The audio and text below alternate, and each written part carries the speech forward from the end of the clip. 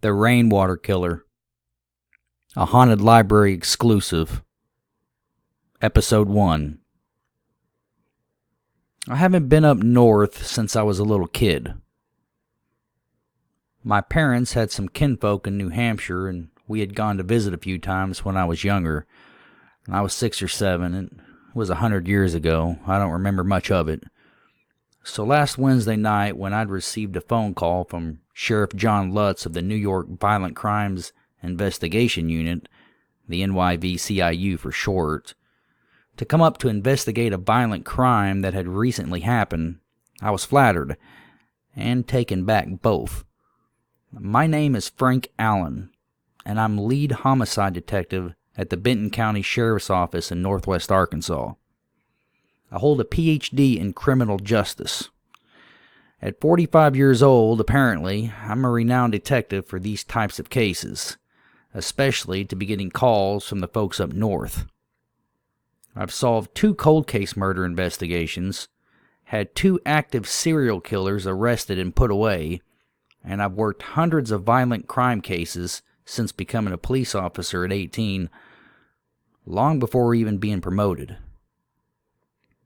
Well, now that my credentials are out of the way, I need to tell you that I dwelled on Lutz's request for about 5 minutes before saying yes.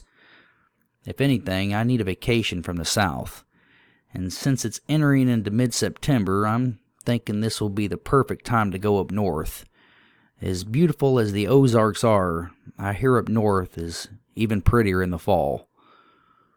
My trip, my stay, all expenses are paid for the time I'm up there. Well, my trip to New York had been peaceful and pleasant. It had been a long drive, but nonetheless, an anticipated drive. After meeting the team of detectives I would be working with, I was briefed on a case that even chilled me. And that's saying a lot. Police here had been working a case where a homeless man had been slaughtered in a dark alley in Manhattan, and a teenage girl had been slain after dark outside her home in Long Island. Both murders had no motive and were a week old. They were very violent. It was 2 p.m. when I sat down alongside all the guys at NYPD. Lutz walks in and shakes my hand again and offers me a seat at the round table. 4 other detectives join us. He throws down a manila folder on the desk and sits down across from me. Inside the folder is the bludgeoned body of 17-year-old Cassie Springs and the battered body of the homeless Jimmy Clance in photos. They were brutal photos. Wow, I said, taken back by the sheer brutality of both murders. You guys aren't even going to give me time to visit Times Square, huh? That's not all, Lutz said, his arms folded. Look in the envelope.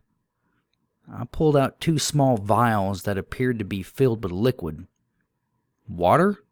I asked, examining one closely. Both, we think, Lutz said. We had them tested locally, nothing extensive yet. They were sent to the station. Unknown sender, didn't include a return address on the envelope, nothing. I'm assuming you still have the envelope. Lutz nodded, confirming he had it. So, he said, you tell me. Well, fellas, we have 2 murders, and we have 2 vials of water. I'd say they are connected somehow, unless, of course, you're used to having tubes of water sent to you in the mail. Lab? Lutz asked, straight-faced. Yes, let's send them to the lab, but I don't want all the water used, just the smallest amount they can test.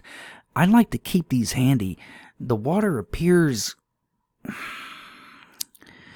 It appears murky. It appears cloudy. It looks like rainwater. Yeah? We finally parted, and I spent the greater part of the afternoon wandering around downtown, sightseeing, trying to get my mind off the photos. I must admit, I hadn't seen nothing quite like that in 5 or 6 years.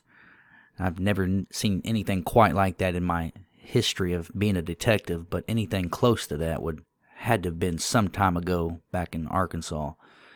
Well, that night when I lay my head down on the pillow in my upstate New York hotel room, sleep had come easy, and so had nightmares.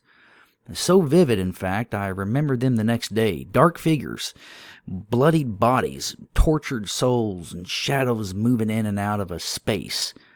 Phantoms floating in an area to kill only to disappear, leaving despair in their wake.